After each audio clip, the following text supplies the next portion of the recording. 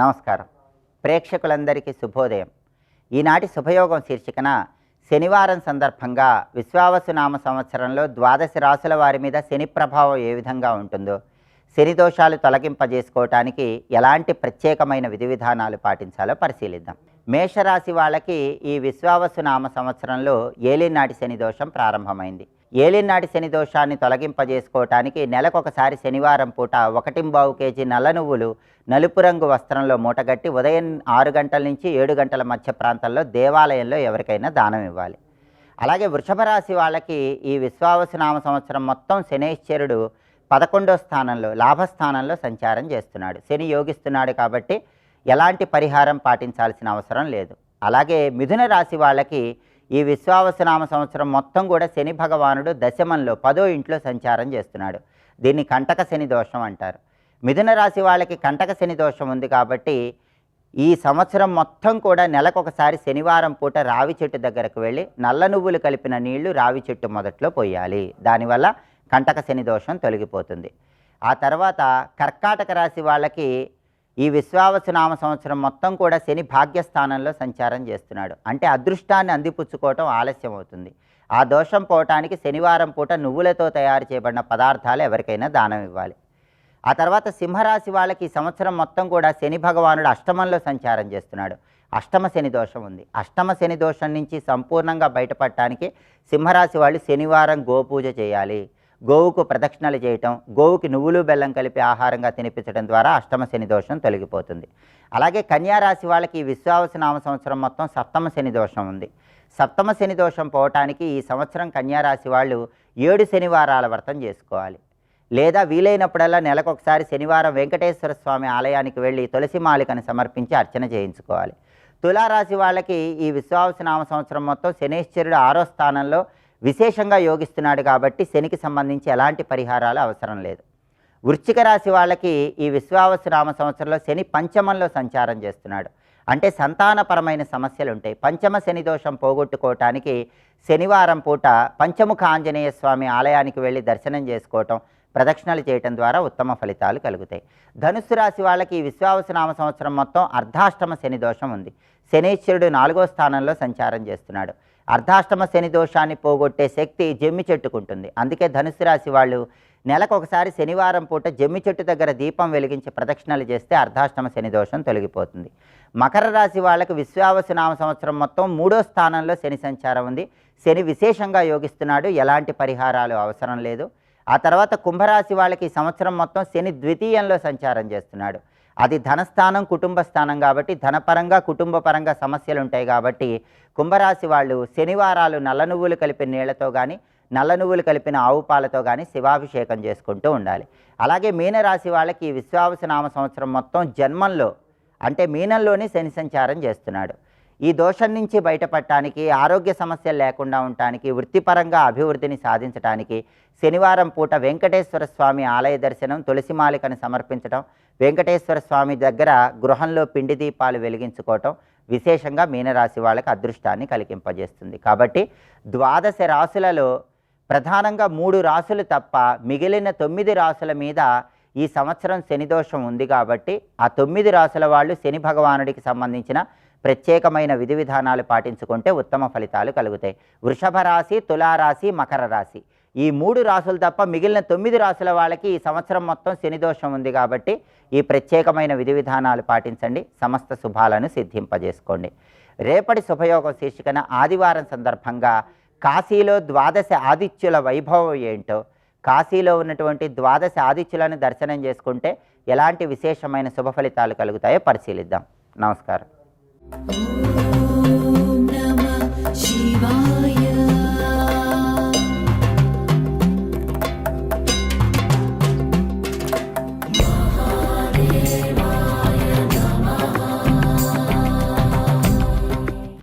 అనేక జన్మల నుంచి చేసిన దానికి ఒక పూటలో పోతుందో. అందుకే నా తపోబలంతో నెమ్మదిగా క్షయింపజేసుకున్నాను. అయితే పాపాలు ఎలా ఉంటాయి అంటే అది మనోవాక్ కార్యములతో 3టితో చేసినవి పాపములు. వాటిని తొలగించుకోవడం ఎందుకు అంటే మోక్ష విఘ్నకరాణి. ప్రతి మాట ఒక సూత్రం లాంటిదండి. పాపాలు తొలగించకపోతే నష్టం ఏమిటండి అంటే మోక్ష విఘ్నకరాణి. పాపాలు ఉన్నంతకాలం మోక్షం అనేది అసలు రాదు. అది ఉన్న పాపాలు పోతే కానీ ముముక్షత్వమే రాదు. మోక్షం ఏమిటి? మనం ఉన్నది ముముక్షు భవనం. ఇవాళ ఎవరు అడిగారు ముముక్షు అంటే ఏమిటి అని. చాలామందికి తెలుసు, కానీ మోక్షం కావాలనే కోరిక ఉన్నవాడిని ముముక్షు అంటారు. ఇక్కడున్న వాళ్ళందరూ ముముక్షులు అనే భావంతో పెట్టారు వాళ్ళు. అవునా కాదు ఈశ్వరుడికి తెలియాలి. మోక్షం కావాలని తీవ్రేచ్ఛని ముముక్షత్వం అంట. మామూలు ఇచ్చ కాదుట. మోక్షం కావాలని తీవ్రేచ్ఛ. ఏ ఇచ్చ అయినా తీవ్రేచ్ఛ అయితే కానీ ఫలించదండి. ఇది గుర్తుపెట్టుకుని, కోరికలు తీవ్రములైనప్పుడే సాధింపజేసుకుంటాం. అదే నాకు కోరుకుందని నేను ఎప్పుడో అనుకుంటే లాభం లేదు. అంటే తీవ్రమైన మోక్షకాంక్షని ముముక్షుత్వం అనాలి అని పెద్దలు మనకి చెప్పారు ఇక్కడ. అది ముముక్షు అయిన వాడు మోక్ష విఘ్నకరములైనటువంటి వాక్కాయ మానసానీతి మోక్ష విఘ్నకరానికి అటువంటి పాపముల్ని తొలగించే ప్రయత్నం చేశారు. అయితే తపోబలంతో కొంత తొలగించుకుంటూ కొన్ని అనుభవించక తప్పదు. అంతేగాని అన్నీ తొలగించేసుకుంటే లాభం లేదు. కొన్ని తపోబలంతో క్షయింపజేస్తాం. మన దాకా రావు, వెళ్ళిపోతుంటాయి. అని మనం చేసేటప్పుడు అంటూ ఉంటాం కదా, పగలు చేసింది పగలే, రాత్రి చేసింది రాత్రే అని అంటూ ఉంటాం. యద్రాత్ర్యా కురుతే పాపం తద్రాత్ర్యాత్ ప్రతిముచ్యతే అని చెప్పినప్పుడు అర్థం ఏంటి? ఎప్పుడు చేసింది అప్పుడు తొలగించుకొని కొన్ని రోజు చేసే స్నానంలాగా. రోజు చేసే స్నానం ఎంత చేసినా అనారోగ్యాలు రాకుండా ఉంటాయండి. ఎలాగో వస్తున్నాయని స్నానం మానేస్తామా? నిత్యం చేయవలసిన స్నానాధికాల వల్ల కావలసిన శుద్ధి వస్తున్నప్పటికీ కూడాను అవి వస్తూ ఉంటాయి. అలా కొన్ని పాపములు మాత్రం అనుభవం ద్వారానే పోతాయి తప్ప వాటిని తొలగించుకోలేము. అందుకు నేనేం చేస్తున్నానంటే, ఇప్పుడు అభుక్తాన్ని వినశ్యంతి నకదాచిదపి ధ్రువం. కొన్ని అనుభవించకపోతే ఎప్పుడు పోవు, కనుక అనుభవించవలసినవి ఉన్నాయి కొన్ని. అందుకు నేను ఇప్పుడు ఒక భయంకరమైన పాపం ఉంది, అది తొలగించుకొని ప్రయత్నిస్తున్నాను. అది ఈ జన్మలో చేసేది కాదు, గత జన్మల నుంచి వచ్చినది. అయితే గత జన్మల నుంచి ఒక పాపం వచ్చిందని, అది నాకు అనుభవానికి రాబోతున్నదని మీకు ఎలా తెలుసు? అది మనకు ప్రశ్న రావాలి. తపోబలం ఉంది కనుక ఆయనకు దివ్య దృష్టి ఉంది.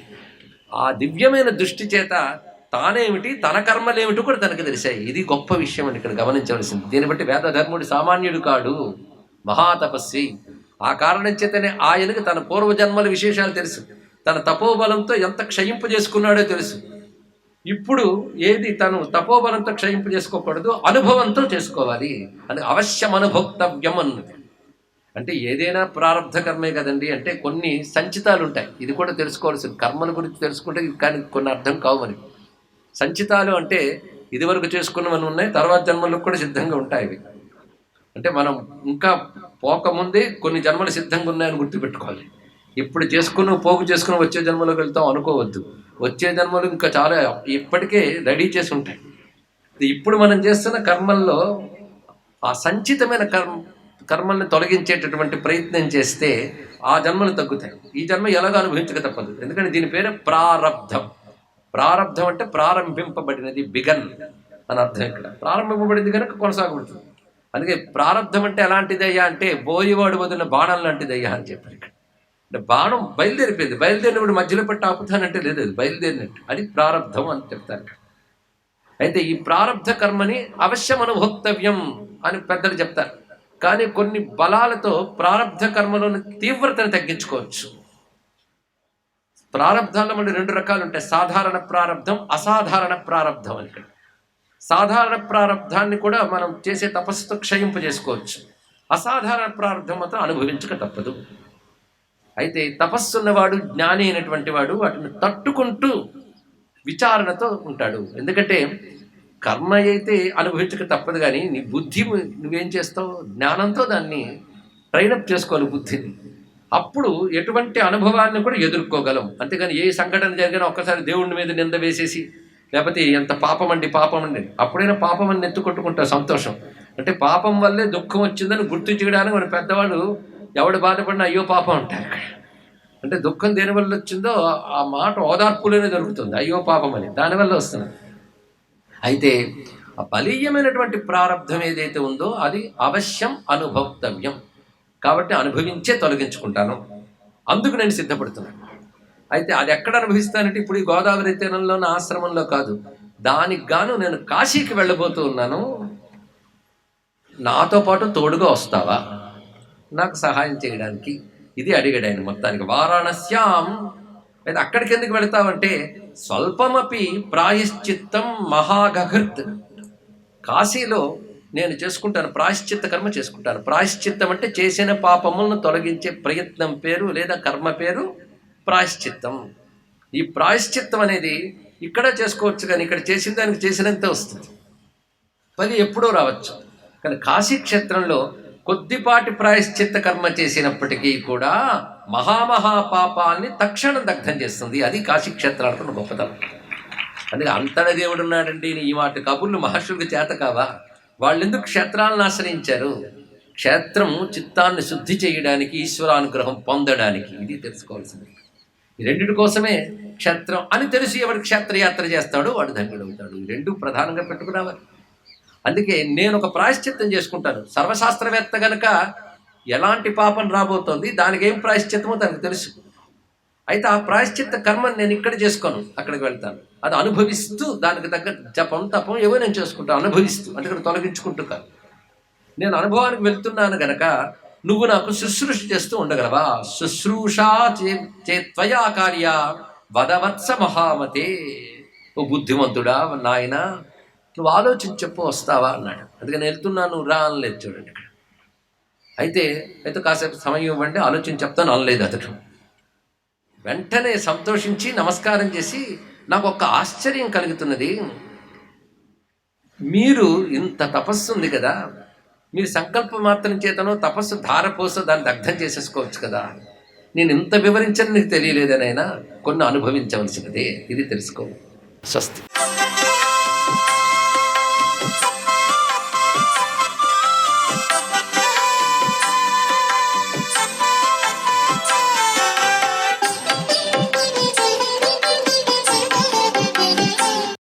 ఓం నమో నారాయణాయ. ఓం నమః శివాయ. శ్రీమాత్రే నమః. శనివారం నాడు ప్రతి ఒక్కరూ కూడా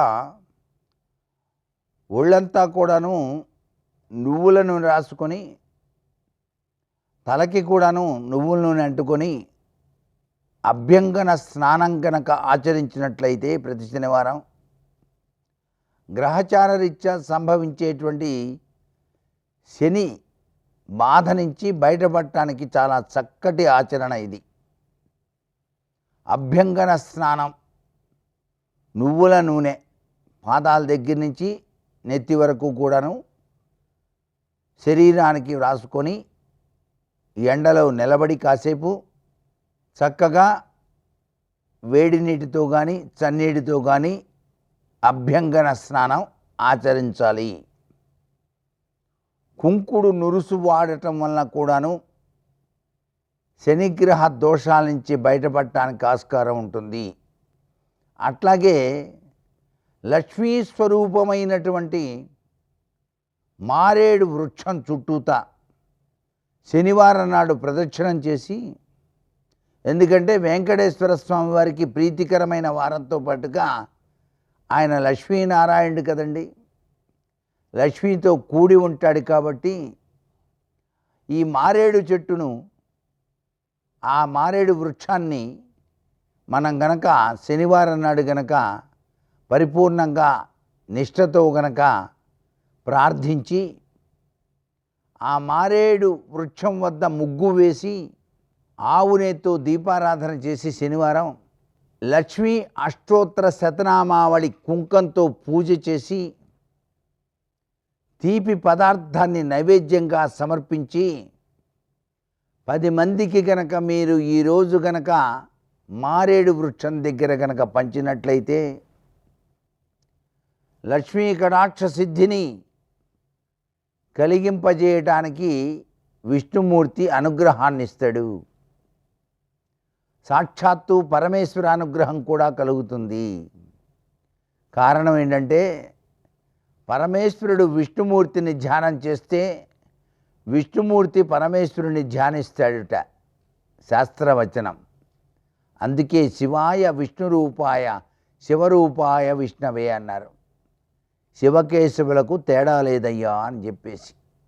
కాబట్టి శనివారం నాడు నిష్ఠగా ఎవరైతే ఈ విధి విధానాన్ని ఆచరిస్తారో వారి జీవితంలో సంభవించేటువంటి రుణాలు, అప్పుల బాధలు, అనారోగ్య బాధలు, మానసిక రుగ్మతలు ఇవన్నీ కూడా పటాపంచలైపోవటానికి ఈ వృక్ష ఆరాధన అనేటువంటిది చాలా చక్కగా సహకరిస్తుంది. సర్వే జనా సుఖినో భవంతు.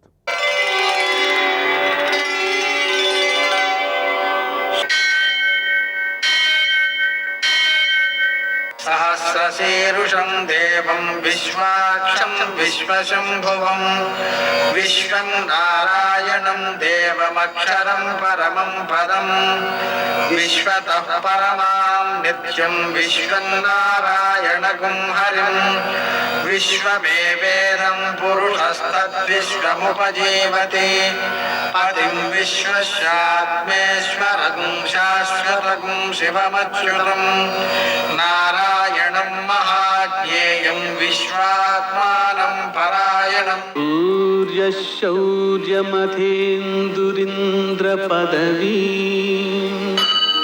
సన్మంగళం మంగళం.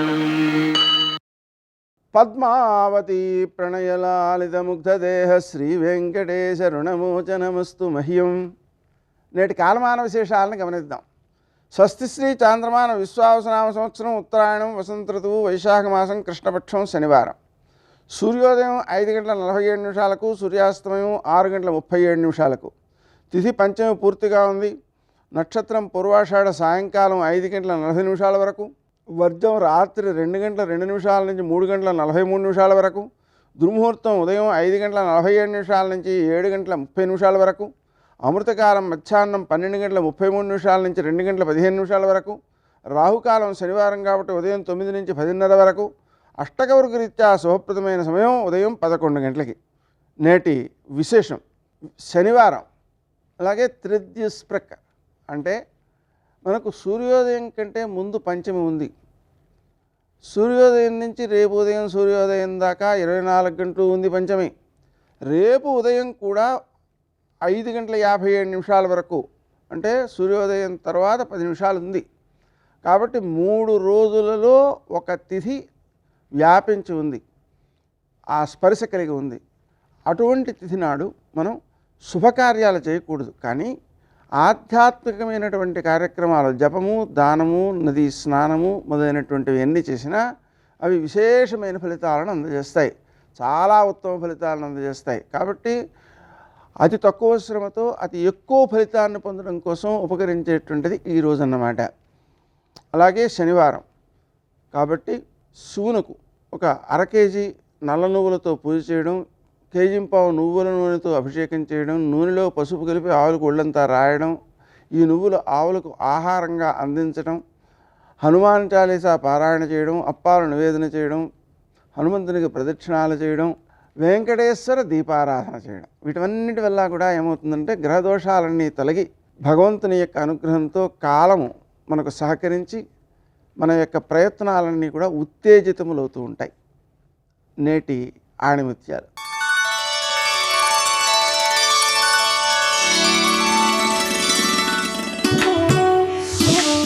కాలం విలువ తెలియని వాడు జీవితం విలువ అర్థం చేసుకోలేడు.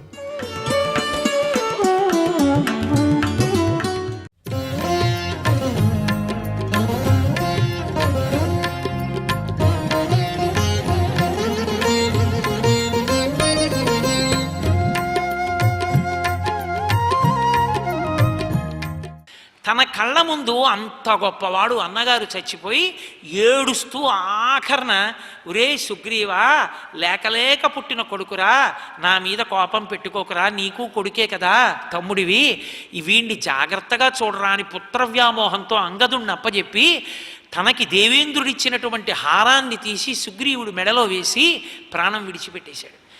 ఆ అన్నదమ్ముల మైత్రి చూస్తూ ఉంటే ఆ వానరులందరికీ ఏడుపు వచ్చింది. అటువంటి వాలి నిజంగా వీళ్ళిద్దరే కలిసి ఉంటే సుందరకాండేది, వాళ్ళిద్దరే ధర్మంగా ఉంటే, వాళ్ళిద్దరే కలిసి ఉంటే ఎంత మన స్థితి ఎలా ఉండేది.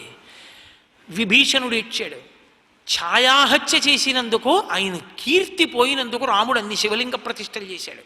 బ్రహ్మహత్య ఒక్కటే కాదు, ఛాయాహత్య. అంటే అంత కీర్తివంతుడు పోయాడు అపకీర్తితో రాముడి చేతిలో.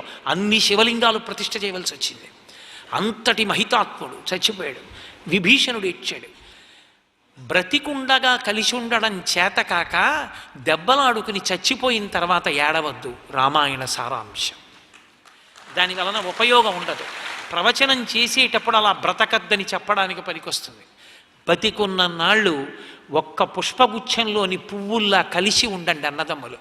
అందుకే రాముడు అంటాడు యుద్ధకాండలో, ఒక చోట లక్ష్మణుడు పడిపోతే, దేశే దేశే కళత్రాణి దేశే దేశే చ బాంధవాహ తంతు దేశం నపశ్యామి ఎత్ర భ్రాత సహోదర అంటాడు. ఎక్కడికి వెళ్ళినా పిల్లనిస్తారు, ఎక్కడికి వెళ్ళినా బంధువులు స్నేహితులు దొరుకుతారు. తోడ పుట్టినవాడు ఒక తల్లి తండ్రి కడుపున ఈ శరీరంతో పాటే కలిసి పుట్టిన వాళ్ళు ఇక రారు. వాళ్ళు ఈ జన్మకి వాళ్ళు ఒక్కళ్ళే.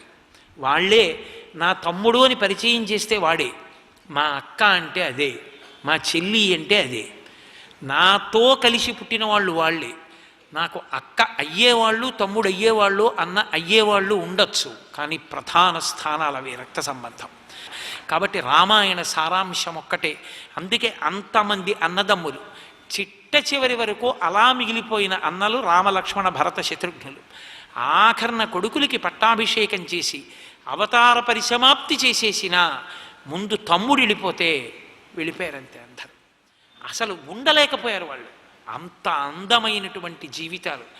ఎలా బ్రతకాలో అన్నదమ్ములు తోబుట్టువులు మనకి నేర్పుతుంది రామాయణం. శ్రీరామాయణం చదవండి, మీ బిడ్డలకి శ్రీరామాయణం చెప్పండి, మీ బిడ్డలకి శ్రీరామాయణంలో ఘట్టాల గురించి మాట్లాడండి. అది ఇస్తుంది సంస్కారం. మీరు ఎంత వయసు వచ్చినా సంతోషంగా మీ బిడ్డలు కలిసి ఉండగా, వాళ్ళు ఒకళ్ళతో ఒకళ్ళు కలిసి దెబ్బలాడుకోకుండా సంతోషంగా ఉంటే చూసి ఆనందించగలిగినటువంటి వైభవాన్ని మనం పొందుతాం. ఆర్షధర్మం నిలబడి ప్రతి ఇల్లు అన్నదమ్ములు అక్క చెల్లెళ్ళ సఖ్యతతో పరమ సంతోషంగా ఉంటుంది. ఆశ్రమము ఇది ధర్మమునకు ప్రాతిపదిక. సనాతన ధర్మము అని పేరు మన విశ్వాసమునకు. అది ఎప్పుడు ప్రారంభమైంది అంటే ఎవరికీ తెలియదు. అందుకే సనాతనము అన్నారు. సనాతనము అన్న మాట ఎవరికి అన్వయం అవుతుందంటే ఈశ్వరునకు అన్వయం అవుతుంది. ఈశ్వరుడు ఎప్పుడున్నాడు? పూర్వజ. అన్నీ ఎప్పుడున్నాయని నువ్వు అనుకుంటున్నావో దానికన్నా ముందు ఆయన ఉన్నాడు. కాబట్టి ఈశ్వరుని యొక్క ఆది తెలిసిన వాడెవరూ లేడు. అటువంటి ఈశ్వరుడు ఎప్పుడు ఉన్నాడని మనం అనుకుంటున్నామో అప్పుడు ఆయన ఊపిరి ఉన్నది. అలాగే ఈశ్వరుడు, ఈశ్వరుని యొక్క ఊపిరి, ఈ రెండిటికీ బెహం ఉండదు. నేను ఊపిరి తీయకపోతే మాట్లాడలేను. ఊపిరి తీసి ఆ తీసిన ఊపిరిని ఖర్చు పెడుతూ మాట్లాడతాను. తీసేటప్పుడు మాట్లాడలేరు ఎవరు. తీసిన ఊపిరిని ఖర్చు పెడుతూ మాట్లాడాలి. పరమేశ్వరుడు కూడా మాట్లాడాడు. ఆయన నోటి వెంట వచ్చినటువంటిదే వేదం. ఆ వేదం ధ్యాన సమాధి యందు ఉన్నటువంటి ఋషులకు వినపడింది. ఆ ఋషుల పేరు మీదుగా మంత్రాలు వచ్చాయి. అందుకే ధర్మమునకంతటికీ కూడా ఏది ప్రధానమైనటువంటి ప్రమాణము అంటే వేదమే ప్రమాణం. ఆ శృతి, స్మృతి, పురాణము, శిష్టాచారము, దానితో పాటుగా 5వది అంతరాత్మ ప్రబోధము. ఈ 5 ప్రమాణాలు. ఇక 6వ ప్రమాణం లేదు. చిట్ట చివరి ప్రమాణం ఇది అంటే లోకంలో అంతరాత్మ ప్రబోధం. మొట్టమొదటిది శృతి. వేదం ఏం చెప్పిందో అదే ప్రమాణం. వేదం ఏం చెప్పిందో అదే ధర్మం. ఎవరు చెప్పినా ధర్మం కాదు, ఒక్క వేదం చెప్పిందే ధర్మం అవుతుంది. ఎందుకంటే వేదము ఈశ్వరుని యొక్క ఊపిరి కనుక. శృతి తరువాత స్మృతి. స్మృతి అంటే వేదంలో ఉన్నటువంటి మంత్రభాగాన్నంతటినీ తీసి ఒక్కొక్క ఋషి తన పేరు మీద క్రోడీకరించాడు. యాజ్ఞవల్క్య స్మృతి, గౌతమ స్మృతి, అత్రి స్మృతి అలా వచ్చాయి. అవి స్మృతి అంటారు. శృతిని స్మృతి అనుసరిస్తుంది. అందుకే శృతేరివార్ధం స్మృతిరన్వచ్చత్ అంటారు. సర్వం శ్రీ ఉమామహేశ్వర పరబ్రహ్మార్పణమస్తు. స్వస్తి.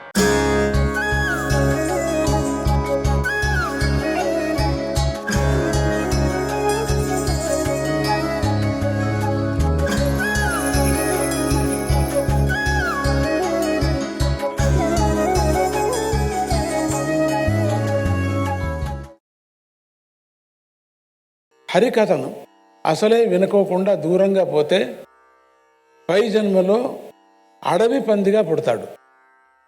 ప్రవచనం జరుగుతూ ఉండగా ఇతర వార్తలు మాట్లాడకూడదు, ఫోన్లు చూడకూడదు, చిన్నపిల్లలను లాలించరాదు, పరిహాసము మాట్లాడరాదు, నవ్వుకోకూడదు, పిసి పిసి మాట్లాడుకోకూడదు, స్త్రీలతో సంభాషించరాదు. కథాశ్రవణంలో ఉన్నవారు స్త్రీలను, రాజులను, మహాత్ములను విమర్శించరాదు. వాళ్ళని వీళ్ళని చూసుకోవటం, వీళ్ళని వాళ్ళని చూసుకోకూడదు, విమర్శన చేయకూడదు. శ్రోత సత్యాన్ని, శౌచాన్ని, దయను, మౌనాన్ని అంటే ముక్కుసూటితనాన్ని, వినయాన్ని, ఉదార గుణాన్ని అవలంబించాలి. అలాంటి వారికే కథాశ్రవణం ఫలితం లభిస్తుంది. తాంబూల నములుతూ కథ వినకూడదు. ప్రవచనం జరుగుతూ ఉండగా మధ్యలో లేచిపోరాదు. అలా పోతే పై జన్మలో భార్య వియోగం, బంధు వియోగం కానీ లభిస్తుంది. వాళ్ళ తలపాగాలు మొదలైనటువంటి అలంకారాలు పెట్టుకొని శ్రవణం చేయకూడదు, టోపీలు పెట్టుకోకూడదు. ఇక హరికథా శ్రవణం చేస్తుంటే విఘ్నం కలిగించిన వారికి ఎటువంటి ఘోర పాపం వస్తుందో వివరించేందుకోసం ఒక చిన్న యథార్థ కథను చెబుతాను, విను. నారాయణ నారాయణ నారాయణ నారాయణ నారాయణ నారాయణ. ఇక హరికథా శ్రవణం చేస్తుంటే విఘ్నం కలిగించిన వారికి ఎటువంటి ఘోర పాపం వస్తుందో వివరించేందుకోసం ఒక చిన్న యథార్థ కథను చెబుతాను. పూర్వం గంగా తీరంలో జనస్థానం అనేటువంటి గ్రామం ఉండేది. అక్కడ ఒక వేదవేత్త అయినటువంటి బ్రాహ్మణుడు ఉండేవాడు. ఇతడు సత్పురుషుడు, నియమపాలన తత్పరుడు, కుటుంబాన్ని ఏ లోటు లేకుండా జాగ్రత్తగా చూసుకునేవాడు. ప్రతిరోజు నిత్యానుష్ఠానం, భోజనం అయిన తర్వాత తప్పనిసరిగా పురాణ శ్రవణానికి వెళుతూ ఉండేవాడు. ఇతని భార్య మాత్రం పరమ గయ్యాలి.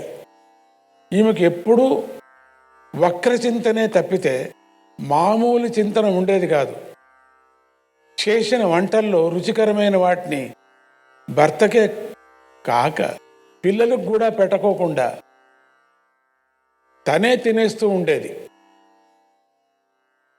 ఈవిడకు హరికథా శ్రవణం అంటే వల్ల మానిన ఒళ్ళు మంట, ఒళ్ళంతా గోక్కొనేది, ముళ్ళలో పడుకునేటట్టుగా అనుభవించేది, ఒంటికి మిరపకాయ రాసుకునేలాగా ఆడేది. భర్త పురాణ శ్రవణానికి వెళ్ళినప్పుడల్లా తాను కూడా అక్కడికి వెళ్ళి పెద్ద గొంతు వేసుకొని లేనిపోని అబద్ధాలు కల్పించి నానా గోల చేసి భర్తను ఇలా తిట్టిపోసేది. ఎంత అబద్ధాలుగా! ఇంట్లో బియ్యం లేవు, కూరలు లేవు, అంతా తానే తినేసింది. ఇంట్లో బియ్యం లేవు, కూరలు లేవు, పిల్లలు అన్నం పెట్టమని నా ప్రాణం తీస్తున్నారు, నా భర్తకు సంపాదిద్దామనే ఆలోచనే లేదు, ఎప్పుడు పురాణాలు, ఎప్పుడు కథలు, ఎప్పుడు దేవస్థానాలు, జపాలు, తపాలు అంటూ ఉంటాడు. తక్కిన ఆడవాళ్ళను చూడండి, వాళ్ళ భర్తలు వాళ్ళకి ఎలా స్వాధీనంగా ఉంటున్నారు చూడండి. వాళ్ళ భార్యల మాటల్ని ఆజ్ఞలుగా భావించి ఎక్కడెక్కడికో పోయి బోరుడెంత సంపాదించి బోరుడెన్ని నగలు, బోరుడెన్ని చీరలు తెచ్చిపెడుతూ ఉంటారు. నా మొగుడు నాకేమివ్వడు, నా మొగుడున్నాడు, ఎందుకు పనికిరాని దద్దమ్మ, ఏ సంపాదన లేదు, ఆ పాపిష్టి బ్రహ్మదేవుడు నా ముఖానికి ఇలాంటి మొగుణ్ణి కట్టబెట్టాడు. ఇంట్లో పిల్లలు అన్నం లేక ఏడుస్తుంటే సన్యాసిలాగా సన్యాసుల్లో కలిసిపోయేటట్టుగా ఇక్కడ పురాణాలు వింటున్నాడు చూడండి అని ఆమె ప్రతిరోజు పురాణం దగ్గరికి వచ్చి ఇలా లేనిపోయినటువంటి అబద్ధాలన్నీ చెప్పి నానా గోల చేసి భర్త పురాణాల్లోంచి లేచిపోయేదాకా ఊరుకునేది కాదు. పురాణం ఆపి ఆవిడను, ఆ భర్తను బయట పంపించేంత వరకు ఎవ్వరికి ఏ విధమైనటువంటి నెమ్మది లేక ఉండేది. కొంతకాలానికి ఆమె మరణించింది. ఇంక మరణించుకుంటుందా? ఎప్పుడైనా చావాల్సింది కదా. అప్పుడు యమదూతలు వచ్చి ఆమెను తీసుకెళ్ళి ఘోర నరకాలలో చాలా సంవత్సరాల పాటు నానా హింసలు పెట్టారు. నరక నివాసం కూడా అయిపోయినాక ఆమె నీళ్లు కూడా దొరకనటువంటి ఎడారిలో రాక్షసిగా పుట్టి నానా యాతనలు పడ్డది. దీన్ని బట్టి భార్య పురాణ శ్రవణం చేస్తుంటే భర్త కానీ, భర్త పురాణ శ్రవణం చేస్తుంటే భార్య కానీ ఏ రకమైన విఘ్నము కలిగించకూడదు. దీన్ని మనం చాలా బాగా అర్థం చేసుకోవాలి. అలా విఘ్నం కలిగించిన వారు పై జన్మలో కనీసంలో కనీసం దున్నపోతులాగానో, కొంగల్లాగానో, కొంగ పిల్లల్లాగానో, జలగల్లాగానో, పిల్లుల్లాగానో, తేళ్లులాగానో ఇలాంటి ఘోర జన్మలు ఎత్తుతారు. కనుక ఓ రాజా, హరికథా శ్రవణం చేసేవారికి, పురాణ శ్రవణం చేసేవారికి ఎవరూ కూడా విఘ్నం కలిగించకూడదు. పురాణ శ్రవణం శ్రద్ధగా చేస్తే దారిద్ర్యం పోతుంది, క్షయరోగం కూడా పోతుంది, పాపాలు పోతాయి, భాగ్యాలు, సంతానం కూడా కలుగుతాయి. మోక్షం కావాలని వింటే మోక్షం కూడా లభిస్తుంది. కనుక అందరూ పురాణ శ్రవణం చేసే తీరాలి. ఇక హరివంశ శ్రవణం యొక్క ఉద్యాపన విధిని చెప్తాను విను. కేవలం నిష్కామంగాను మోక్షార్థంగాను హరివంశ శ్రవణం చేసేవారికి ఏ ఉద్యాపనాలు అక్కర్లేదు. భక్తితో వింటే చాలు. ఇవి ఏమీ అక్కర్లేదు, ఈ క్రమాలు ఏమీ అక్కర్లేదు. కేవలం భక్తితో వింటే చాలు. సకామంగా హరివంశ శ్రవణం చేసేవారు మాత్రము తమ శక్తికి తగ్గట్టుగా ఉద్యాపనం చేసుకోవాలి. విత్తశాఠ్యం చేయరాదు. అంటే ఉన్నవాడు పీనాసితనము చేయరాదు, లేనివాడు హెచ్చులకు పోరాదు. నవాహ దీక్షగా హరివంశ శ్రవణం చేసినటువంటి తర్వాత శ్రోతలందరూ ప్రవచనకర్తకు, హరివంశ పుస్తకానికి కూడా పూజలు చేయాలి. వాద్యాలు పెట్టుకొని దివ్యనామ సంకీర్తనలు చేయాలి. ప్రవచనకర్తకు, అతడి భార్యకు, కుటుంబానికి కూడా వస్త్రాలు, భూషణాలు మొదలైనవి సమర్పించి సత్కరించాలి. బంగారు లక్ష్మీనారాయణ విగ్రహం దానం చేయాలి. ప్రవచనకర్తకు సాక్షాత్తుగా వ్యాస మహర్షి అని భావించి బ్రాహ్మణులకు, పేదలకు అన్నదానాలు చేయాలి. చేతనైన వారు ఇతర దానాలు కూడా చేయాలి. ఇలా చేస్తే మొదట బ్రహ్మలోకాన్ని, తర్వాత మోక్షాన్ని కూడా పొందుతారు. పాపాలు కలవారికి పాపాలు పోతాయి. హరివంశ పురాణాన్ని చేత్తో రాసి ఆ పుస్తకాన్ని దానం చేస్తే భూదాన ఫలం, రాజసూయ ఫలం, అశ్వమేధ యాగ ఫలం వస్తాయి. హరివంశ శ్రవణం వల్ల కూడా సర్వయజ్ఞ ఫలితం లభిస్తుంది. వాళ్ళ పితృదేవతలు తరిస్తారు. అసలు పూర్వపుణ్యం కలిసి వచ్చినప్పుడే భారతం వినాలనే కోరిక పుడుతుంది.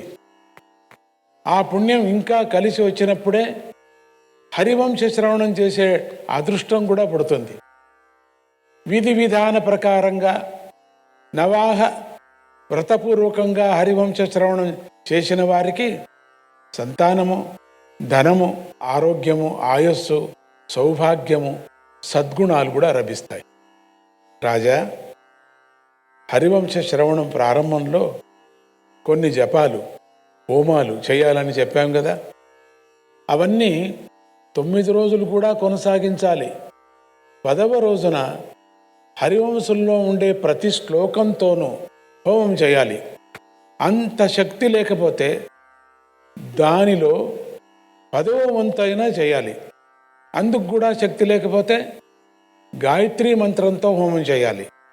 ఎందుకంటే నిజానికి ఈ హరివంశము గాయత్రీ స్వరూపం.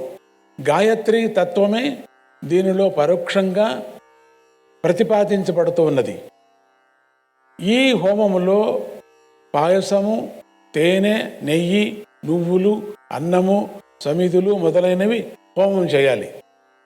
ఒకవేళ హోమానికి ఏమాత్రమూ శక్తి లేకపోతే దానికి ప్రత్యామ్నాయంగా యథాశక్తి సువర్ణదానం చేయాలి. ఇక హరివంశ వ్రతాచరణంలో ఎక్కువ తక్కువలు, అనుకోని దోషాలు మొదలైన వాటి నివారణ కోసం 9 రోజులు విష్ణు సహస్రనామ పారాయణం చేయాలి. దోష నివారణ విషయంలో విష్ణు సహస్రనామ స్తోత్రానికి మించినది లేదు కదా. ఇదంతా అయ్యాక 24 మంది దంపతులకు భోజనం పెట్టి యథాశక్తిగా దానం చేయాలి. ఈ విధంగా విధిపూర్వకంగా హరివంశ వ్రతాన్ని పూర్తి చేస్తే అతడి భార్య 1 నెలలోనే గర్భవతి అవుతుంది, లేదా కనీసం 10 నెలల లోపల అవుతుంది. ఆమెకు సూర్యుడిలాగా ప్రకాశించే పుత్రుడు జన్మిస్తాడు. బ్రాహ్మణ ద్రవ్యాలను, రత్నాలను అపహరించిన వారికి, దొంగతనం చేసిన వాళ్ళకి పై జన్మలో సంతానం లేకుండా పోతుంది. బంగారు దొంగతనం చేయకూడదు. ఇటువంటి దోషాలన్నీ లేకుండా పోయేందుకోసమే మహారుద్ర జపాదులను ఈ వ్రతానికి అంగంగా చెప్పారని నువ్వు గ్రహించాలి. ఇదంతా వ్యాస భగవానుడు స్వయంగా చెప్పిన విధానం. అందువల్ల ఈ వ్రతాన్ని యథావిధిగా ఆచరించేటువంటి వాళ్లకు వ్యాస భగవానుడు చెప్పిన ఫలితం లభించి తీరుతుంది. సంతానార్చై హరివంశ వ్రతాన్ని ఆచరించేవారు తన యొక్క గురువుల అనుమతి ఉంటే సంతాన గోపాల మంత్రాన్ని ఉపదేశం పొంది దాన్ని కూడా ఈ 9 రోజులు జపించడం కూడా మంచిది. అది కుదరినప్పుడు సంతాన గోపాల స్తోత్రాన్ని నిత్యము పారాయణం చేయటం మంచిది. దానితో పాటు విష్ణు సహస్రనామ స్తోత్రాన్ని పారాయణం చేయాలి. దీనివల్ల సంతాన ప్రాప్తి మాత్రమే కాక సమస్త శుభాలు కూడా లభిస్తున్నాయి. అటువంటి మహిమ గలది ఈ హరివంశ మహాత్మ్యం. నారాయణ నారాయణ నారాయణ నారాయణ. హరే కృష్ణ. మనం ఎన్ని వ్రతాలు చేయకపోయినప్పటికీ భక్తిగా, శ్రద్ధగా హరివంశను మనము ఆ పారాయణాన్ని, ఆ పురాణాన్ని మనం వింటే ఇంకన్నా అంతకన్నా వేరే వ్రతమే అక్కర్లేదు. భక్తిగా వింటే చాలనేసారు. ఒకే మాట చెప్పేశారు. కలియుగంలో మనకి ఈ వ్రతాలన్నీ చేయలేం. ఇవన్నీ వింటూ ఉంటేనే భయం అవుతుంది. మనకు ఎక్కడ చేయటానికి అవుతుంది? మనకు చేత కాదు. కొన్ని చేయవచ్చు, లేదని కాదు. అన్నీ చేత కాదని చెప్పలేము. చేతనయ్యే వాళ్ళు చాలామంది ఉన్నారు, చేసేవాళ్ళు ప్రపంచంలో ఉన్నారు, ఇంకా ఉన్నారు, బతికున్నారు. అందుకే ధర్మం ఉంది. అందుకని అది ఎవరూ చేయలేమని చెప్పడానికి మాత్రం వీల్లేదు. చేయవచ్చు, చేసేవాళ్ళు మహానుభావులు ఉన్నారు, ప్రపంచంలో ఉన్నారు. ఇవి చేసిన వాళ్ళు, ఫలితం పొందిన వాళ్ళు ఉన్నారు. ప్రేత బాధ కూడా పోగొట్టుకున్నారు. చచ్చిన వాళ్ళు ప్రేతలుగా తిరుగుతారు కదా, అవి కూడా ఈ హరివంశాన్ని వింటే ప్రేత బాధ కూడా వాళ్లకు ముక్తి దొరుకుతుంది. భాగవతంలో కూడా మీరు విన్నారు కదా, భాగవతంలో 7 రోజులకే ప్రేత బాధ పోయింది కదా. మొదటి కథనే అది కదా. మనకు ప్రేత బాధ భరించలేక దివ్యమైన దృష్టిని కలిగాడు కదా. మనం మొదటి కథనే అది కదా చెప్పుకున్నాం కదా. అట్లనే ఇది కూడా అంతేనే. ఇక నారాయణ నారాయణ నారాయణ. మనము సృష్టిని గురించి మనం ఇంతవరకు మాట్లాడుకున్నాం. ఇక దాంపత్య సృష్టి, మానసిక సృష్టి చేసేటువంటి బ్రహ్మదేవుడికి విసుగు పుట్టిందట. ఆయనకు తన సృష్టి వేగం చాలదనిపించింది. వేగంగా సృష్టి కలిగించాలా. సృష్టి ఇతోధిక వేగంతో వృద్ధి పొందాలంటే ఏం చేయాలి? ఆయన మళ్ళీ వేదాలన్నీ ఒకసారి చూశాడు, పరిశీలన చేశారు. అన్నీ ఒక్క పరిణయం చూసుకున్నాడు. ఆయన తన శరీరాన్ని ఇక తీర్మానం చేసుకున్నాడు. తన శరీరాన్ని నిట్టు నిలువుగా 2 ముక్కలు చేసుకున్నాడు బ్రహ్మ. అందులో కుడి ముక్క ఉంది కదా, ఆ కుడి ముక్కలోంచి మనువు అనేటువంటి పురుషుడు జన్మించాడు 2 ముక్కల్లో. ఎడమ ముక్క ఉంది కదా, ఆ ఎడమ ముక్కలోంచి శతరూప అనేటువంటి స్త్రీ జన్మించింది. మను అంటే మనస్సే ప్రధానంగా గలవాడు. శతరూప అంటే తన వంటి రూపాల వందల కొద్ది సృష్టించగలది అని అర్థం. అంటే బ్రహ్మ 2 ముక్కలు చేసుకుని, అంటే బ్రహ్మ లేడని కానీ అట్లా ఆ ముక్కలు చేసుకొని బయట పెట్టాడు అంతే. బ్రహ్మ ఉన్నాడు, అక్కడే ఉన్నాడు, ఎక్కడ పోలేదు. ముక్కలు చేసుకొని కత్తిరించుకొని దూరం కాలేదు. ఆ విధమైనటువంటి సంకల్పంతో సృష్టి చేశాడు. బ్రహ్మదేవుడు ఈ ఇద్దరికీ వివాహం చేశాడు. వారి ద్వారా దాంపత్య విధానంలో సంతానం కలిగే పద్ధతిని సృష్టి చేశాడు. అప్పటి నుంచి బ్రహ్మదేవుడి యొక్క ప్రజా సృష్టి వృద్ధి చెందింది. ఆయన ఇష్టం. మనం అప్పుడప్పుడు వాదించుకుంటూ ఉంటాం, ఎందుకు ఈ సృష్టి చేశాడు, నన్నెందుకు పుట్టించాడు అనే పిల్లలు మామూలుగా తల్లిదండ్రుల దగ్గర వాదిస్తూ ఉంటారు. నన్నెందుకు పుట్టించావు అని తండ్రిని అడగటం, తల్లిని అడగటం మామూలుగా అంటూ ఉంటారు. అంటే ఆ విధమైనటువంటి మనుషులు ఉన్నారు ఇప్పుడు, వాగ్వాదం చేసేటువంటి పిల్లలు.